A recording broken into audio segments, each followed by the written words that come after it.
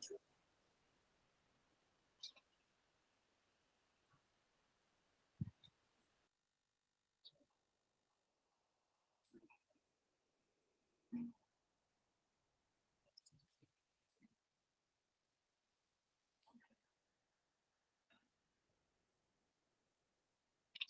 baik. Bapak Ibu, Assalamualaikum warahmatullahi wabarakatuh. Waalaikumsalam warahmatullahi wabarakatuh. Selamat malam Bapak Ibu semua. Malam, Bu. Saya ucapkan apresiasi yang luar biasa. Terima kasih untuk Bapak Ibu dari SMA 1 Banjaragung dan dari Bapak Ibu yang berada di dalam komunitas MGMP Fisika Kabupaten Tulang Bawang. Sembari menunggu rekan-rekan lain untuk bergabung, Bapak Ibu, pada kesempatan kali ini izinkan saya menyampaikan apa yang sudah saya dapatkan di program Guru Penggerak untuk modul 1. Bapak Ibu, mungkin sudah ada yang bergabung menjadi calon guru penggerak atau mungkin mengikuti berbagai pembelajaran di platform Merdeka Belajar. Maka pada kesempatan kali ini saya akan membagi sedikit ilmu yang saya miliki Bapak Ibu. Nanti boleh Bapak Ibu untuk bertanya atau berkomentar terkait apa yang saya sampaikan. Untuk berikutnya Bapak Ibu, saya mohon izin untuk share screen.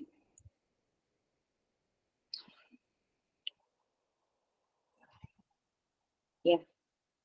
Apakah tampilannya terlihat Bapak Ibu? Terlihat, Bu. Terlihat, Bu. Oke, baik. Diseminasi modul 1.4 yaitu terkait dengan budaya positif.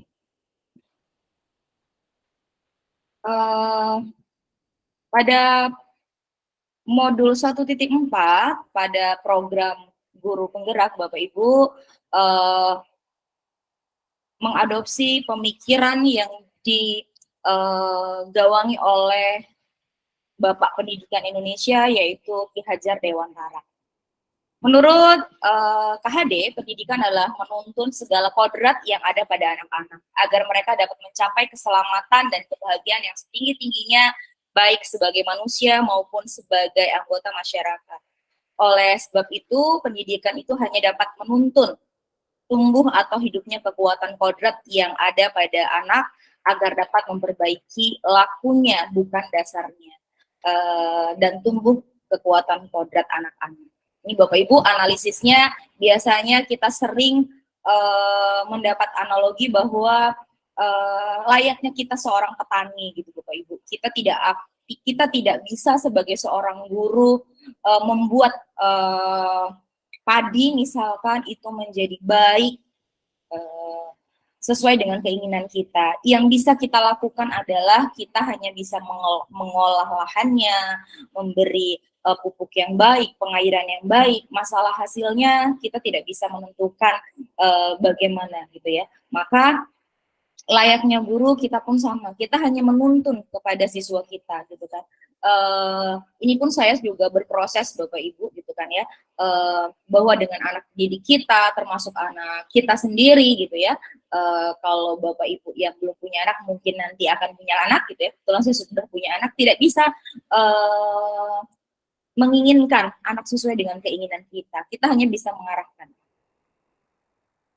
Bapak Ibu, terkait dengan budaya positif di sekolah, apa itu dengan budaya positif? Yaitu budaya yang ada di sekolah atau bisa diilustrasikan sebagai nilai atau kebiasaan di sekolah yang berpihak pada murid agar mereka dapat berkembang menjadi pribadi yang kritis, penuh hormat dan bertanggung jawab sesuai dengan profil pelajar atau profil belajar Pancasila. Bapak Ibu nanti akan saya sampaikan terkait dengan konsep utama budaya positif, yaitu yang pertama terkait dengan perubahan paradigma belajar disiplin positif. Yang ketiga, kebutuhan dasar manusia. Kemudian yang keempat, motivasi perilaku manusia. Kemudian yang kelima, restitusi atau posisi kontrol guru. Kemudian yang keenam adalah keyakinan kelas. Dan yang ketujuh adalah segitiga restitusi. Terkait dengan yang pertama, yaitu perubahan paradigma belajar. Dalam membangun budaya positif, sekolah dapat menyediakan lingkungan yang positif, aman, dan nyaman agar siswa mampu berpikir, bertindak, dan menciptakan dengan merdeka, mandiri, dan bertanggung jawab. Disiplin sangat berkaitan dengan kontrol guru terhadap siswa. Bapak Ibu, mohon dicermati. Ini Bapak Ibu ada suatu fenomena, gitu kan ya. Anda dan teman Anda akan melakukan kegiatan cobalah buka. Anda adalah A dan tugas Anda adalah mengepalkan salah satu tangan Anda. Coba Anda bayangkan bahwa Anda menyimpan sesuatu yang sangat berharga dalam kepalan tangan Anda. Anda perlu menjaga benda tersebut sekuat tenaga. Karena begitu pentingnya untuk kehidupan Anda. Bayangkan Bapak Ibu lagi menggenggam sesuatu. Gitu ya. Kemudian tugas B, rekan Anda adalah mencoba dengan segala cara untuk membuka kepalan tangan Anda. Teman Anda B ini boleh membujuk, menghardik, mengintimidasi, memarahi, menggoda, menggelitik, bahkan menawari Anda uang agar Anda bersedia membuka kepalan tangan Anda. Nah, ini Bapak Ibu, saya stop share screen. Menurut Bapak Ibu, monggo silahkan, apa kira-kira yang bisa dilakukan gitu kan ya oleh Anda sebagai A? Kira-kira akan membuka tangan atau tidak jika Bapak Ibu sebagai A? Oke, silahkan Bapak Ibu yang berkenan menjawab.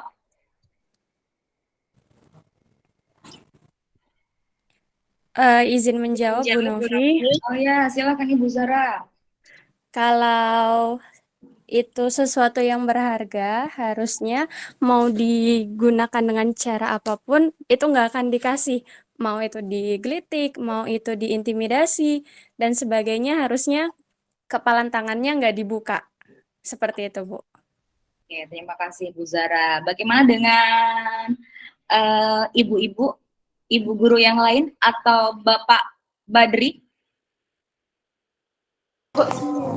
Sama Bu, nggak tak buka. Oh, nggak tak buka gitu. Oke, baiklah Bapak Ibu. Nah, di sini Bapak Ibu terkait dengan kepalang tangan tadi. Baik, saya lanjutkan share screen saya.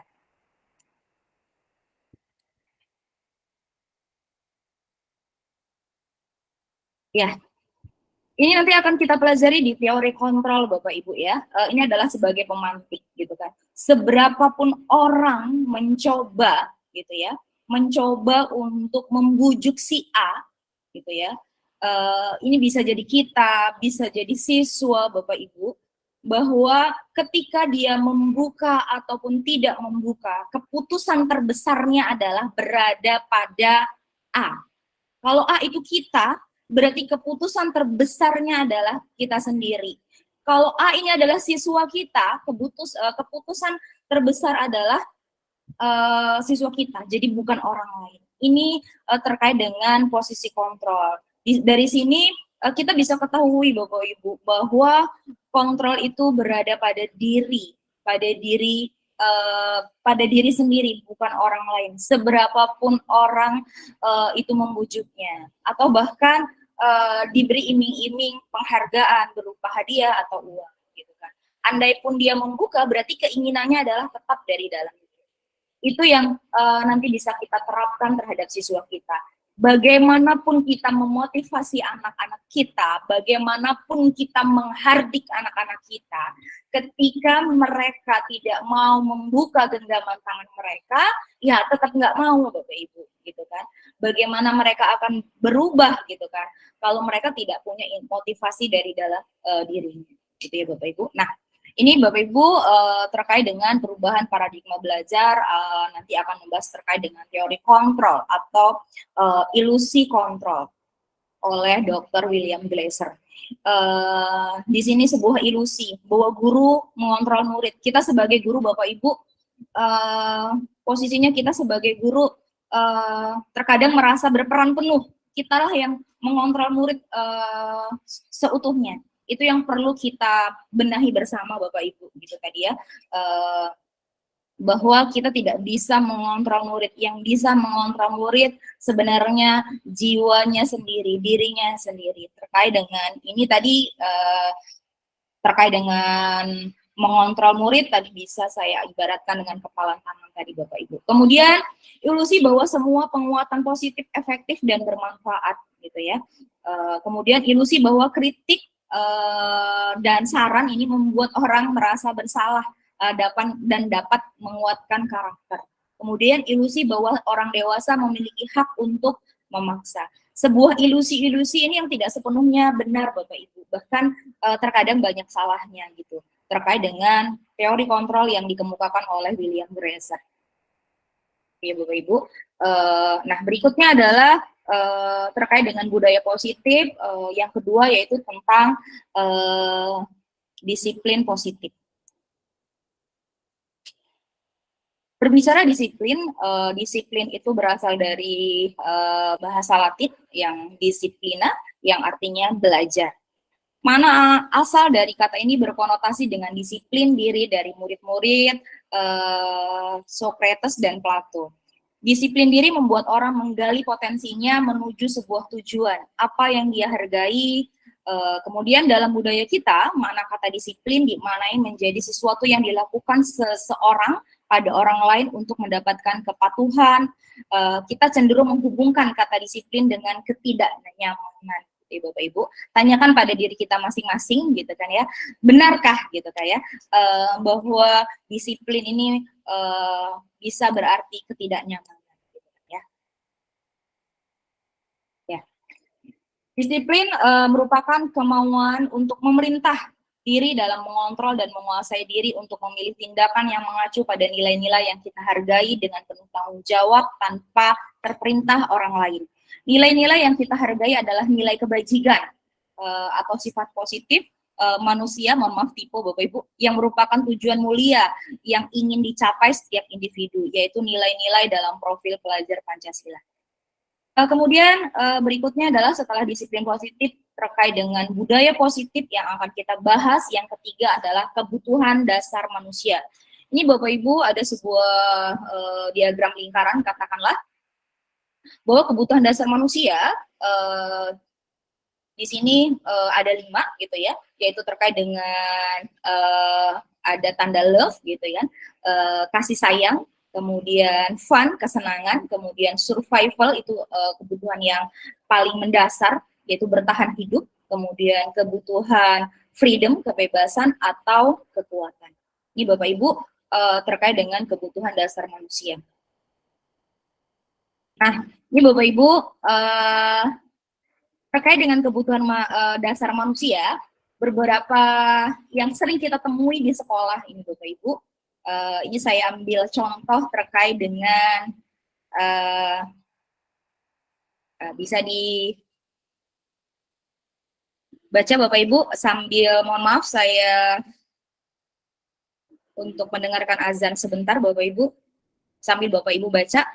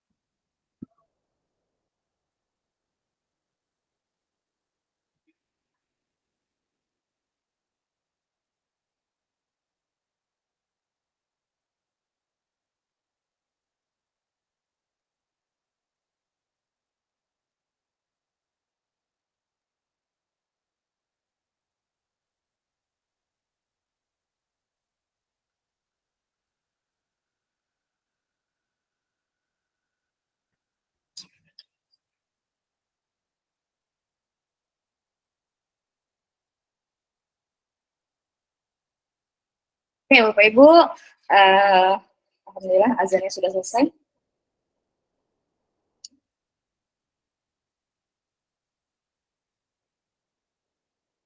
Bapak Ibu, saya bacakan.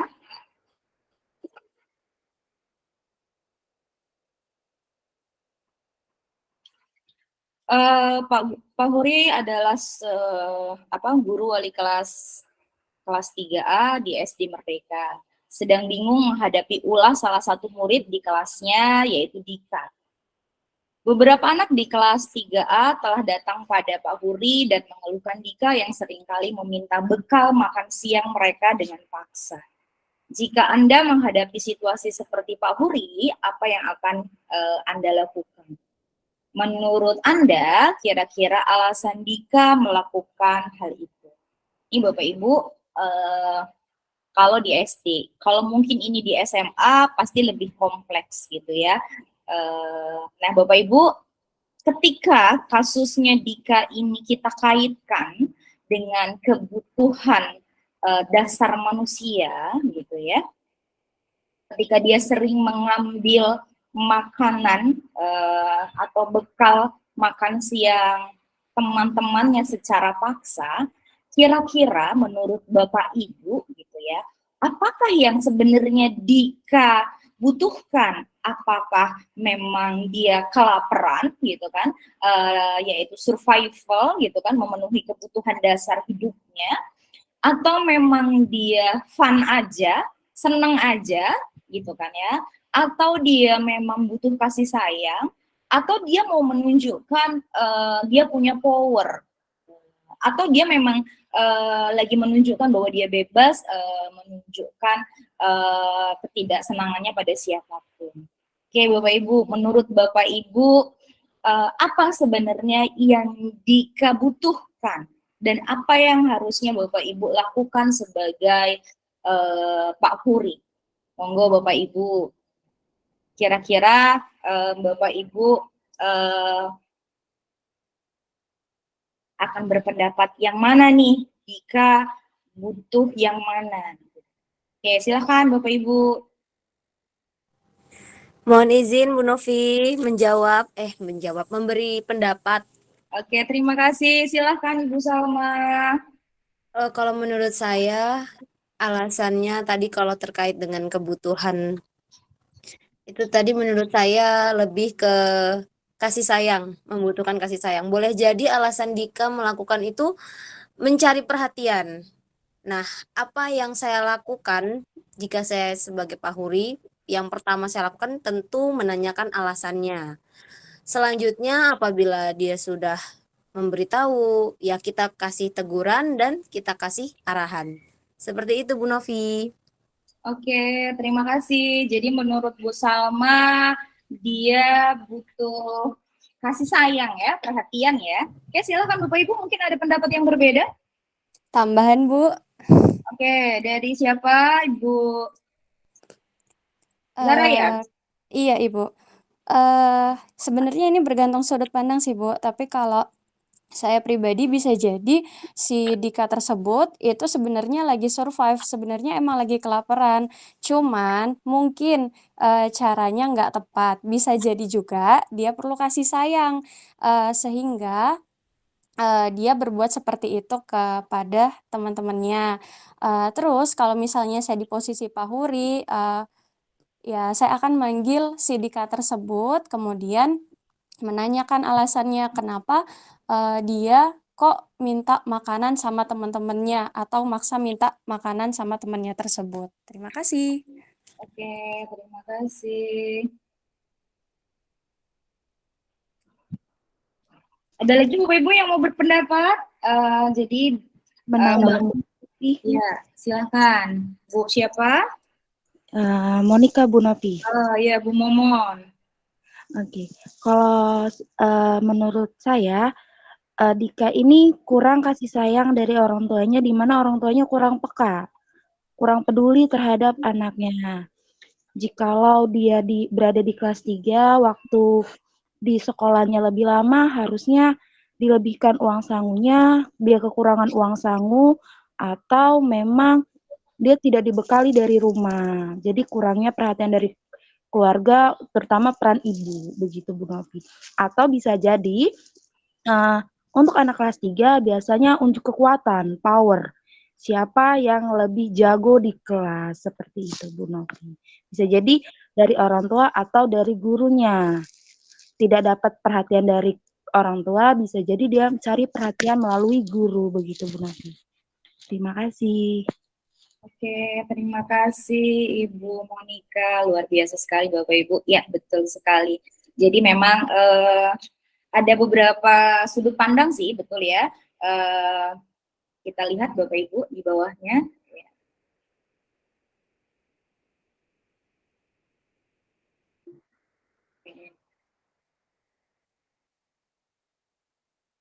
Ini Bapak Ibu. Ya. Jadi untuk analisis yang pertama gitu ya, dalam konteks disiplin positif, Pak Huri sebaiknya mencari tahu alasan Dika melakukan tindakan tersebut agar tahu kebutuhan mana yang sedang berusaha dipenuhi oleh Dika. Saya yakin Bapak Ibu juga melakukan hal yang sama ya Bapak Ibu, mencari tahu dulu gitu kan ya.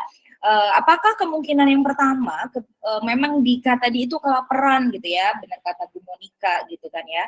Apakah memang dia setiap saat kelaparan karena memang uang sangunya sedikit, atau memang bekalnya memang sedikit, atau bahkan memang tidak membawa bekal gitu ya.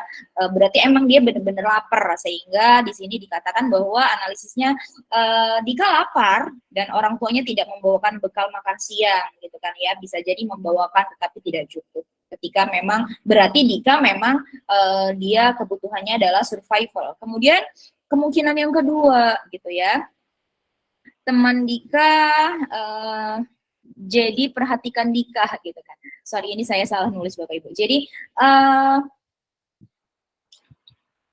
di sini tadi yang dikatakan bahwa bisa jadi juga gitu ya, dia kurang kasih sayang gitu kan. Sehingga ini yang sering kita dapati di sekolah ya Bapak Ibu gitu ya. Dia kurang perhatian, kurang kasih sayang gitu. Sehingga dia carmuk ya, cari muka, cari-cari perhatian di depan teman-temannya, di depan guru-gurunya gitu kan. Atau selain itu dia ingin menunjukkan bahwa dia itu jagoan nih Bapak Ibu ya. Yang ketiga, dia merasa hebat gitu karena temannya jadi takut dan menurut dengan keinginannya. Dan ini juga kasusnya banyak terjadi baik di tingkat jenjang SMP ataupun jenjang SMA. Gitu. Jadi nggak jauh beda ternyata ya Bapak Ibu. Kemudian atau berikutnya adalah tentang freedom. Dika merasa bosan dengan bekal yang dibawakan orang tuanya karena selalu bekal yang sama, sehingga dia ya bereksplorasi ya Bapak Ibu ya, mencari hal yang berbeda gitu kan ya. Kemudian kemungkinan yang kelima gitu ya, bisa jadi ya fun aja ya. Ya senang aja kalau ngusilin teman-teman ya Bapak Ibu. Ya. Nah, terkait dengan motivasi perilaku manusia berikutnya Bapak Ibu, terkait dengan motivasi di sini ada dua macam, yaitu motivasi ekstrinsik berasal dari luar, kemudian ada motivasi intrinsik yaitu dari dalam, ini Bapak Ibu. Terkait bagaimana kita di sekolah gitu ya, berbicara hukuman, kemudian penghargaan gitu ya, ini timbul dari motivasi ekstrinsik. Nah, ini menjadi beberapa perdebatan Bapak Ibu, terutama untuk di tingkat SD misalkan, atau di tingkat TK atau PAUD. Bagaimana ketika puasa nanti dapat bintang, kemudian kalau sholat duha itu nanti diberi bintang. Ini kasusnya pada anak saya sendiri nih misalkan gitu, atau di beberapa sekolah gitu ya. Orang tua juga mengajarkan bahwa ayo puasa, nanti kalau puasanya full gitu kan ya, dibelikan apa gitu ya. Jadi ini adalah motivasinya motivasi ekstrinsik Bapak Ibu ya, kita sebagai guru, baikkah motivasi ekstrinsik ini kita terapkan dalam pendidikan apalagi untuk jangka panjang gitu ya.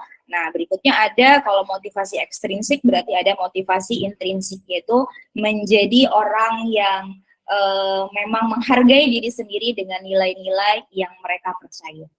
Bapak Ibu, saya ada suatu pertanyaan terkait dengan keseharian kita di sekolah, Bapak Ibu. Terkait dengan keseharian kita di sekolah. Ketika kita di sekolah berusaha menjalankan disiplin, tidak terlambat. Kira-kira motivasinya apa menurut Bapak Ibu? Apakah memang ingin tidak mendapat teguran dari kepala sekolah? Yang pertama, yang kedua, memang ingin dipuji, dipuji orang lain secara tidak langsung. Iya, oh iya, kalau Pak Bejo mah bagus kinerjanya dan seterusnya gitu kan ya, nggak usah dikasih penghargaan tidak apa-apa gitu kan ya, tetapi ingin dipandang baik. Atau ada alasan lain, Bapak Ibu? Ayo, saya mau pendapatnya bagaimana dimulai dari diri kita sendiri pada saat hal kita datang ke sekolah dengan tidak terlambat. Hal apa, motivasi apa yang ada dari dalam diri kita? Oke, Bapak Ibu, adakah yang bersedia menyampaikan pendapatnya? Selamat malam, Bu Novi, izin memberi pendapat. Masya Allah. Selamat malam Ibu Winda, silahkan. Kalau saya pribadi, itu motivasi berangkat pagi itu supaya sampai di sekolah itu nggak terlalu keburu-buru, gitu. Jadi kalau berangkat pagi itu di jalan bisa santai, terus sampai sekolah tuh bisa istirahat dulu, baca-baca buku sebentar. Terus yang kedua itu supaya tidak malu dilihat siswa kalau datang terlambat. Itu kalau dari diri saya sendiri begitu motivasi berangkat pagi. Terima kasih. Terima kasih Bu Winda, tidak malu, tidak tergesa-gesa, masih sempat napas lah ya. Oke, ada lagi Bapak Ibu selain Ibu Winda yang berbeda mungkin?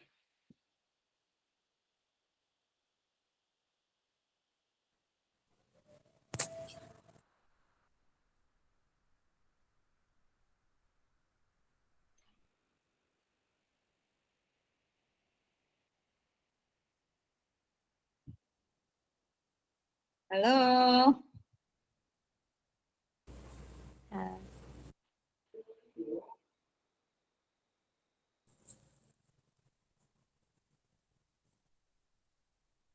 Sebentar Bapak Ibu.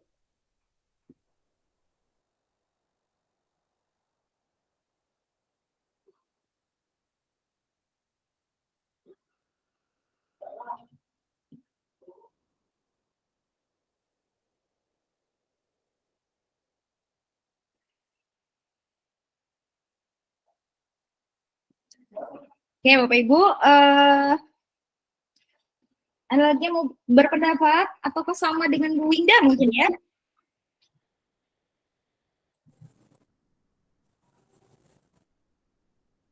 Oke, selamat datang Ibu Wayan. Selamat datang Ibu Eka, selamat bergabung. Ya.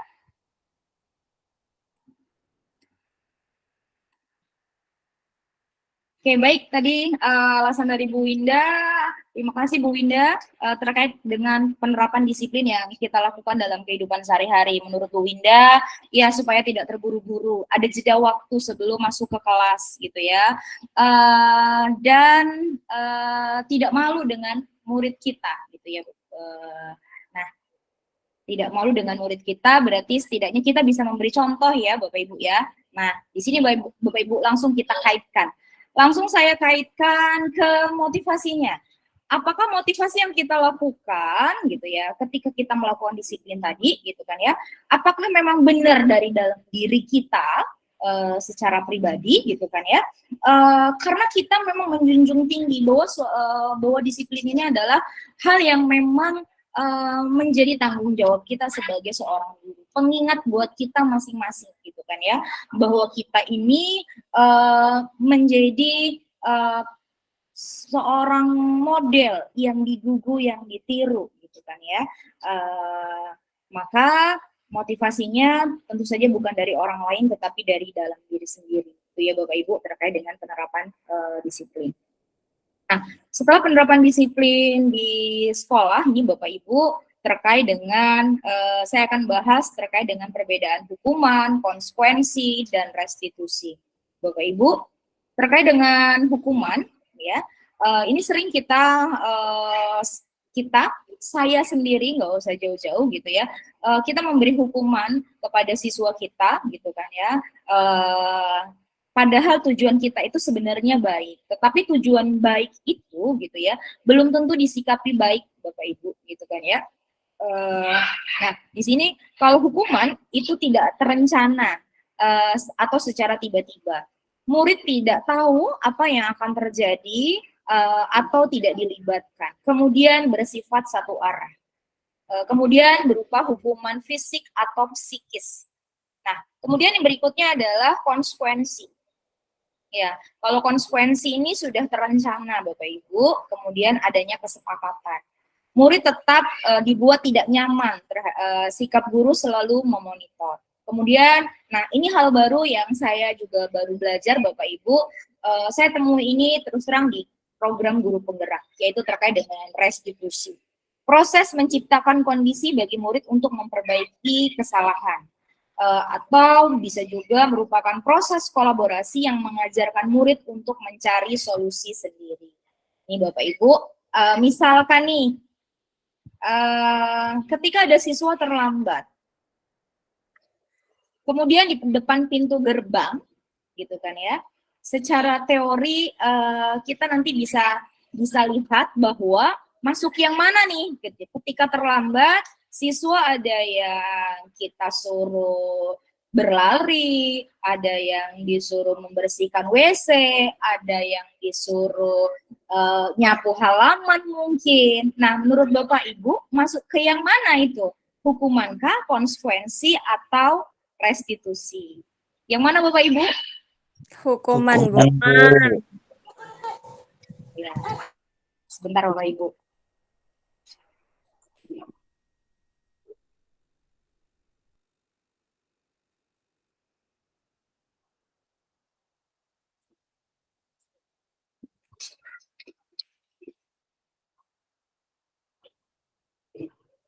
Oke, ya hukuman ya Bapak Ibu. Kalau misalkan ada seorang siswa yang datang terlambat, gitu ya, kemudian terburu-buru, gitu ya, terburu-buru ternyata memakai sepatu yang tidak sesuai dengan aturan sekolah. Sebelumnya sudah ada aturan bahwa ketika tidak memakai sepatu yang sesuai dengan peraturan sekolah, misalkan sekolah menetapkan warna hitam, gitu kan ya, hitam tanpa ada kombinasi apapun, maka ketika ke sekolah memakai sepatu tidak berwarna hitam, sudah ada peraturan bahwa selama 1 hari penuh maka sepatunya untuk sementara tidak boleh digunakan atau ditinggalkan di kantor. Nah, siswa ini datang dengan tergopoh-gopoh pengen sekolah gitu ya, menjelang masih waktu yang dibolehkan, artinya masih terlambat dalam selang waktu yang memungkinkan 5-10 menit gitu ya Bapak Ibu. Tapi yang menjadi titik tekannya adalah sepatu. Ketika kita sebagai guru, itu kira-kira sepatunya disuruh melepas, itu Bapak Ibu, kita meminta dilepas atau kita tanyakan, menurut Bapak Ibu itu yang mana? Hukuman, konsekuensi, atau restitusi? Konsekuensi. Konsekuensi, Bu. Bu. Alhamdulillah. Oke, jadi itu Bapak Ibu ya. Mengingatkan, mungkin Bapak Ibu pasti sudah lebih paham ya terkait ini, gitu kan ya. Bagaimana kita setidaknya mengajak siswa kita secara dewasa untuk kita sebagai guru menghindari seminimal mungkin untuk menghukum. Setidaknya konsekuensi, walaupun konsekuensi ini pun sebenarnya belum tentu meninggalkan efek jera kepada siswa, tetapi setidaknya kita bisa lebih lebih mengontrol diri, mengontrol diri tetapi tidak sepenuhnya sebagai pengontrol bagi siswa. Kejadian viral yang memang selalu tidak berpihak kepada guru Bapak Ibu ya, gitu ya. Mungkin Bapak Ibu pasti juga sudah tahu terkait dengan seorang guru yang dipidana gara-gara mengingatkan sholat Bapak Ibu ya. Sangat miris kondisi pendidikan di Indonesia untuk saat ini dan kejadian-kejadian sebelumnya. Maka kita hindari sebagai seorang guru untuk menghukum gitu ya. Setidaknya kita cukup mengingatkan ketika memang ada konsekuensi. Nah, berikutnya Bapak Ibu adalah restitusi. Nah, ini yang sebenarnya yang harusnya kita lakukan sebagai seorang pendidik gitu ya Bapak Ibu. Nanti di bawahnya kita akan ada pelajari terkait dengan restitusi. Ya, Bapak Ibu, terkait dengan keyakinan kelas gitu ya. Mungkin sebenarnya keyakinan kelas ini tidak hanya kita dapati di kurikulum Merdeka. Cuman istilah ini menjadi viral, menjadi booming ketika berada di kurikulum Merdeka. Dalam rangka apa sih Bapak Ibu gitu ya? Nah, sebelum kita masuk ke keyakinan kelas gitu ya, ada baiknya gitu ya kita lihat pertanyaan pemantik ini. Mengapa keyakinan kelas? Kok bukan peraturan kelas? Ya, Bapak Ibu, adakah yang berkenan menjawab mengapa bukan peraturan tetapi seharusnya adalah keyakinan kelas? Ya. Adakah yang berkenan untuk memberikan pendapatnya, Bapak Ibu? Mohon izin Bu Novi, izin memberikan pendapat. Iya, terima kasih. Silahkan Ibu, siapa suaranya ya? Ibu Salma. Oke, iya. Menurut saya, mengapa keyakinan kelas dan bukan peraturan kelas? Peraturan itu sifatnya lebih kepada memaksa. Sedangkan kalau keyakinan kelas itu keyakinan itu timbul dari diri kita sendiri. Seperti itu sederhananya. Terima kasih Bu Novi. Terima kasih Ibu Salma. Adakah yang lain yang ingin berpendapat Bapak Ibu? Kalau kata Bu Salma, kalau keyakinan itu apa tadi Bu Salma? Timbul dari diri kita sendiri. Oke, timbul dari diri kita sendiri. Iya, kalau peraturan itu sifatnya memaksa dan boleh jadi sudah ditetapkan gitu. Sudah ditetapkan. Oke, baik. Terima kasih Bu Salma. Ya, setidaknya mewakili Bapak Ibu semuanya gitu ya. Ya, sepakat dan setuju sekali Bu Salma. Ini yang menjadi pemahaman bersama. Mungkin kalau ini di bangku kuliah, Bapak Ibu itu tidak jauh-jauh sebenarnya dari kontrak belajar, gitu ya. Nah, tetapi kontrak itu juga sebenarnya itu dari dosen. Maka kita perbaiki bahwa kontrak belajar bersama siswa setidaknya merupakan hasil kesepakatan, gitu ya. Kesepakatan bersama yang pada akhirnya menjadi suatu keyakinan. Ya, jadi yang namanya yakin berarti sesuatu yang diyakini, kesadaran dari dalam diri gitu ya. Karena kalau peraturan ini Bapak Ibu lebih bersifat memaksa gitu ya. Nah, ini Bapak Ibu terkait dengan keyakinan kelas. Ya, bersifat abstrak, kemudian pernyataannya universal, kemudian dibuat dalam pernyataan kalimat positif, simple agar mudah dipahami. Sesuai dengan kondisi kelas atau sekolah, kemudian semua warga sekolah atau warga kelas dilibatkan saat membuat keyakinan kelas. Ini Bapak Ibu yang sering saya pantau di kelas gitu ya. Mohon maaf, ini kita sama-sama belajar Bapak Ibu gitu ya. Terkait dengan keyakinan kelas itu bukan gaya-gayaan sebenarnya sih gitu ya. Tetapi memang hasil, nah ini kita perlukan pada awal pembelajaran. Baik kita sebagai guru kelas atau lebih mantap lagi ketika sebagai wali kelas gitu ya Bapak Ibu. Nah, yang kebanyakan terjadi gitu ya, dilarang membuang sampah, dilarang terlambat gitu ya Bapak Ibu. Perlu kita benahi bersama bahwa keyakinan kelas itu kata kuncinya salah satunya adalah dibuat dalam kalimat positif, sehingga sebaiknya kata-kata tidaknya atau kata-kata dilarangnya itu dihilangkan, gitu ya. Masuk kelas atau masuk ke sekolah tepat waktu, gitu ya, untuk menggantikan dilarang terlambat. Dilarang membuang sampah sembarangan. Mungkin bisa kita ganti dengan menjaga kebersihan kelas secara bersama-sama, gitu kan ya. Dan masih banyak yang lainnya Bapak Ibu. Saya sebagai penyampai gitu kan informasi, mengingatkan untuk saya sendiri dan kita semua bahwa keyakinan kelas ini sesuai dengan kondisi kelas masing-masing. Sekali lagi yang nampak sekali di depan mata adalah kalimatnya berupa kalimat positif atau bukan kalimat larangan, itu Bapak Ibu ya. Nah, ini Bapak Ibu terkait dengan restitusi gitu ya. Restitusi ini nanti yang lebih dikenal dengan segitiga restitusi. Karena segitiga restitusi maka bentuknya nanti segitiga ini Bapak Ibu. Ya.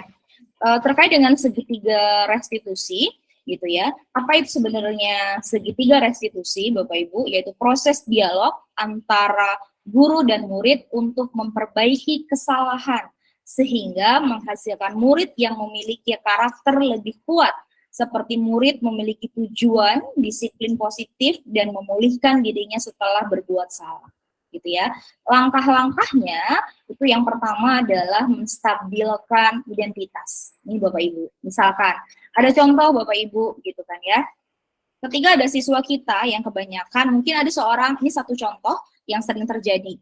Ada siswa cerdas, gitu ya, memiliki kemampuan yang lebih di antara temannya, gitu ya. Kemudian dibully gitu Bapak Ibu. Kemudian dibully di kelas karena nggak ngasih contekan, gitu ya. Biasanya begitu, dijulitin bahasanya anak sekarang, gitu ya. Dijulitin, kemudian dia nangis atau bahkan justru marah-marah, gitu kan ya, terhadap rekan-rekannya, gitu kan. Marah-marah atau dia bahkan mengurung diri, merasa terkucilkan. Ini Bapak Ibu. Nah, bagaimana kita menyelesaikan siswa tersebut, gitu ya. Kita panggil, gitu kan, kita ajak bicara. Yang pertama menstabilkan identitasnya. Kalau dia marah-marah, kita tanya, gitu ya. Kenapa? Nanti dia akan cerita. Kemudian kita tidak menjudge, gitu ya Bapak Ibu. Kita tidak memposisikan mereka, kamu sih begini, enggak. Tetapi kita memposisikan seperti anak tersebut, ya, gitu ya. Kalau saya di posisi kamu, gitu kan ya, mungkin saya akan melakukan hal yang sama, gitu ya. Yang kamu lakukan ya wajar sih, gitu ya. Seperti itu Bapak Ibu. Jadi kita menstabilkan, kita ngademin dulu Bapak Ibu, gitu ya. Berbuat yang kamu lakukan itu ya nggak apa-apa sebagai bentuk pembelaan diri. Apakah dia dibully atau dia merasakan melakukan perlawanan, gitu. Nah, langkah berikutnya adalah ya validasi tindakan yang salah. Kenapa kamu ngata-ngatain teman kamu, atau justru dia diem, murung, dan seterusnya. Gitu. Kamu pasti punya alasan, kenapa kamu tadi berbicara begitu. Kamu pasti punya alasan, gitu ya. Kenapa kamu melakukan hal itu, atau kenapa kamu murung, dan seterusnya.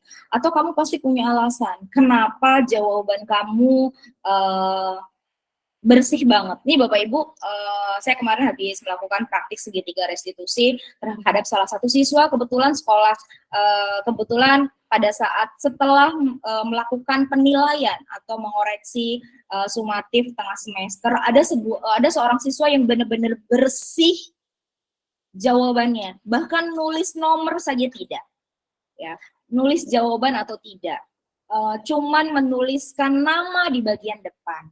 Masya Allah, luar biasa. Untungnya emosi saya sudah mulai terkontrol dan setidaknya karena guru penggerak saya bisa tersenyum Bapak Ibu. Jujur, saya kasih tulisan, terima kasih sudah mengikuti sumatif tengah semester dan berbuat jujur. Gitu kan. Karena saya panggil.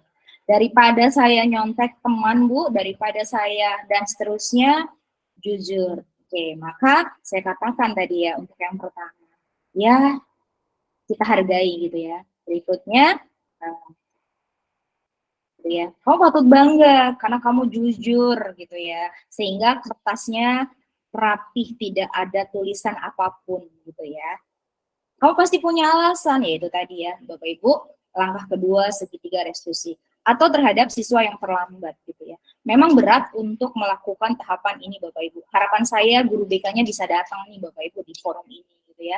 Saya tadi sudah minta bahwa wali kelas, termasuk kita guru kelas, tetapi banyak juga yang bersentuhan adalah dengan guru BK terkait dengan penyelesaian berbagai masalah walaupun tidak menutup kemungkinan sebagai seorang guru kelas. Berikutnya adalah terkait dengan tahapan segitiga restitusi, yaitu menanyakan keyakinan kelas. Nah, bisa jadi saya tanya begini, ya sudah gitu kan ya, Bapak Ibu mungkin ada yang kenal dengan siswa saya yang namanya Jerry gitu kan. Ya sudah, kalau memang kamu tadi memang ingin memang jujur gitu kan. Ya sudah, sekarang Ibu mau tanya sebenarnya apa sih gitu kan ya yang kamu harapkan, orang seperti apa yang kamu harapkan. Nah, di pertanyaan terakhir, mau jadi orang seperti apa gitu kan ya. Jadi terkait dengan menanyakan keyakinan kelas. Keyakinan kelas apa yang sudah ada atau dilanggar kalau memang sudah dari awal ada keyakinan kelas. Salah satu keyakinan kelas yang biasa dibuat secara umum adalah bertanggung jawab, biasanya Bapak Ibu, bertanggung jawab terhadap tugas yang diberikan oleh gurunya, baik secara umum ataupun setiap mata pelajaran. Tergantung kesepakatan kelasnya, apakah ini kesepakatan kelas berupa guru mata pelajaran atau kesepakatan kelas sebagai wali kelas. Itu Bapak Ibu terkait dengan segitiga restitusi. Ya, mungkin itu yang bisa saya sampaikan Bapak Ibu terkait diseminasi budaya positif modul 1.4 pada program guru penggerak. Mudah-mudahan apa yang bisa saya sampaikan pada kesempatan kali ini sedikit bisa memberi pencerahan buat Bapak Ibu gitu ya. Sebelum saya tutup, Bapak Ibu, jika ada yang mau dikonfirmasi atau ditanyakan, dipersilahkan Bapak Ibu.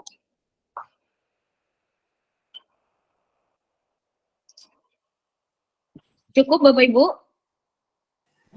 Cukup Bu Novi.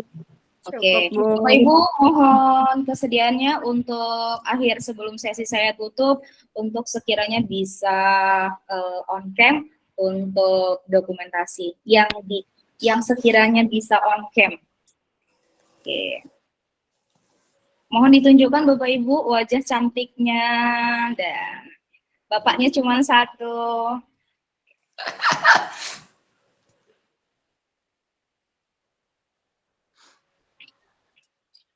Oke, saya sudah capture Bapak Ibu. Terima kasih untuk kesediaannya. Saya ucapkan apresiasi yang setinggi-tingginya. Mudah-mudahan Bapak Ibu mendapat balasan yang terbaik dari Allah Subhanahu wa taala dan bisa Amin. di program Amin. kita di lain Amin ya robbal alamin.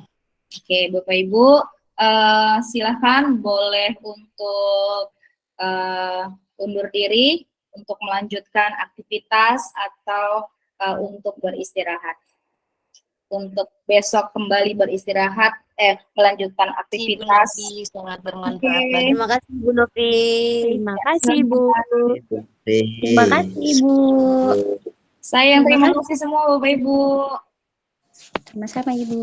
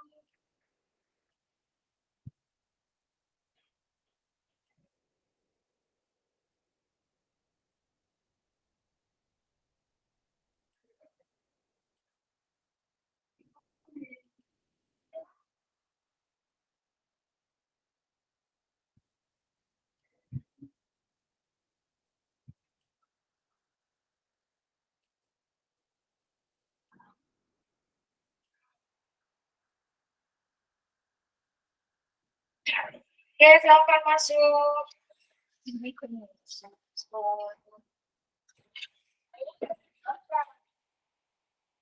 Oke, silakan duduk, Rahma.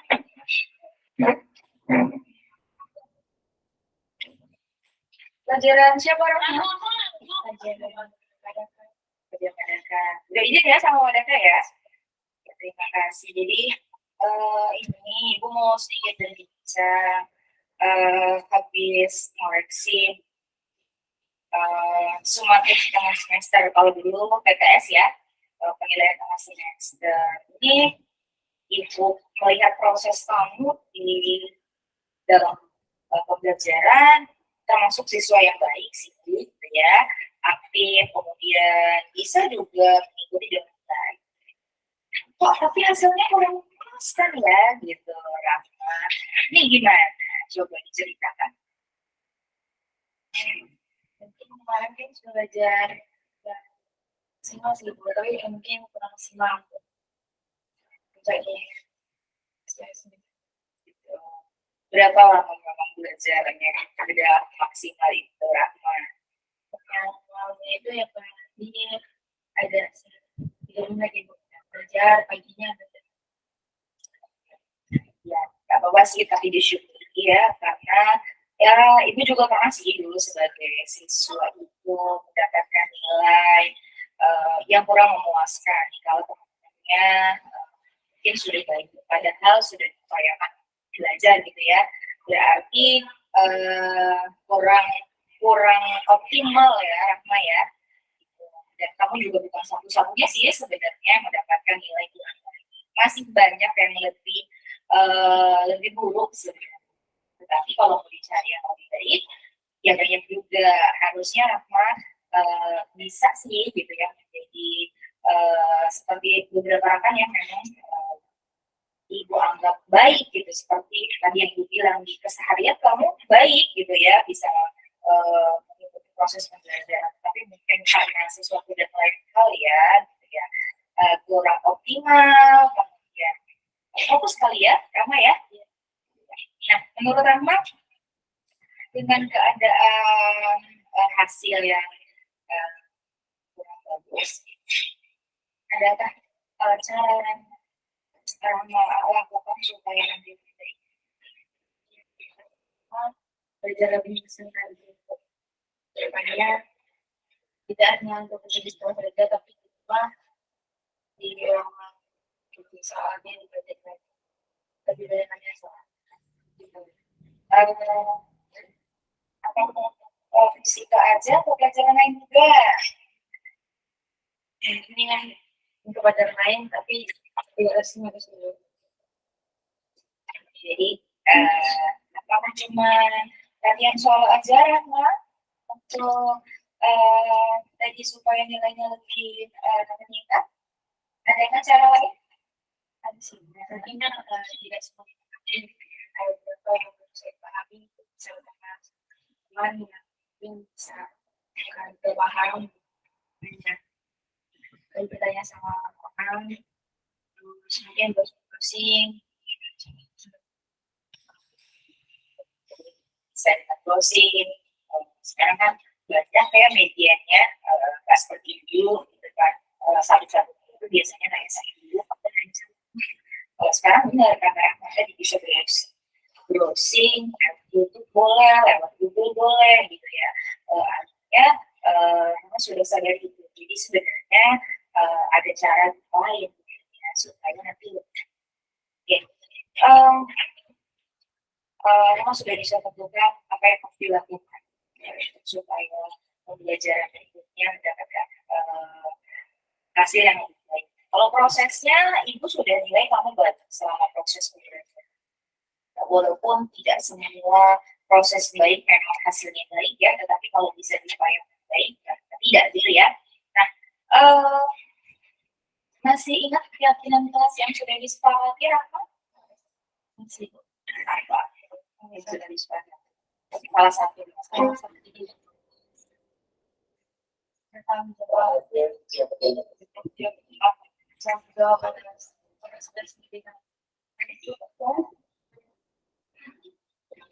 menjadi orang yang Coba harapannya, harapannya apa? Jadi, harapannya,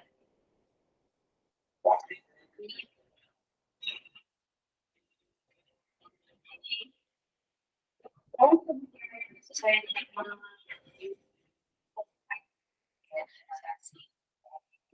bertanggung jawab terhadap tugas, jadi penuh kesadaran untuk mengerjakan tugas-tugasnya, termasuk mengupayakan pembelajaran baik di rumah, tadi belajar tidak hanya dari guru, tetapi dari teman dan dari media lainnya juga atau Google ya. Oke, mudah-mudahan di berikutnya Rahma nggak cuma pelajaran fisika itu bisa meningkatkan ya. Mau jadi orang yang seperti apa Rahma berikutnya? Jadi orang sukses, sukses dunia akhirat ya. Oke, jadi sukses dunia akhirat membanggakan orang tua. Oke, terima kasih Rahma. Silakan boleh kembali ke kelas untuk mengikuti pelajaran.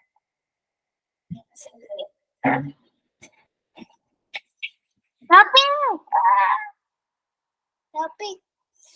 katanya disuruh punya.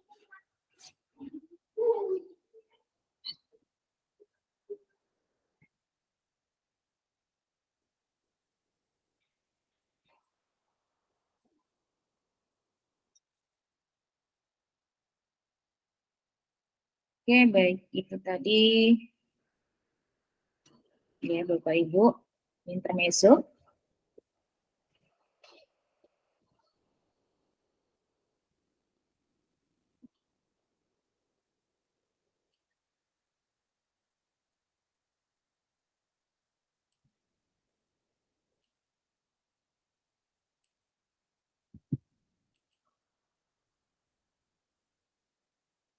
Oke, baik Bapak Ibu sekalian.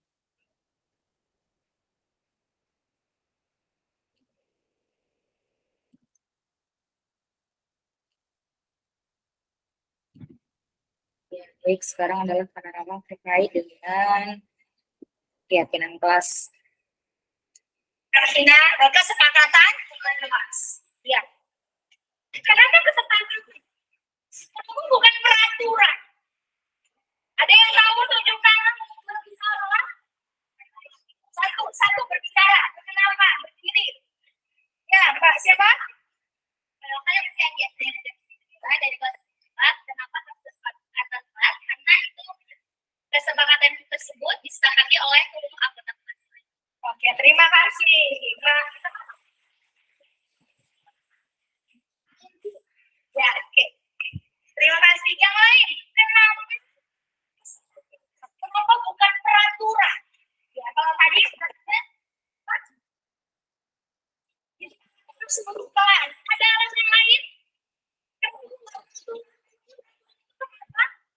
Tunjuk, Mbak. Siapa berapa?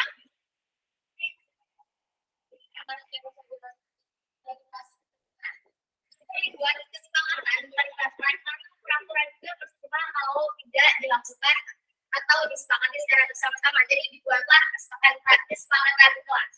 Oke, terima kasih Mbak. Meja 10.